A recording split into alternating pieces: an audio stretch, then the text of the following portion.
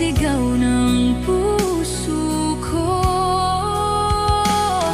Paano na lang kung ika'y mawala, tuluyang iwanan ng samtulad ko, at papatak ang mga luha nang dahil sa pagli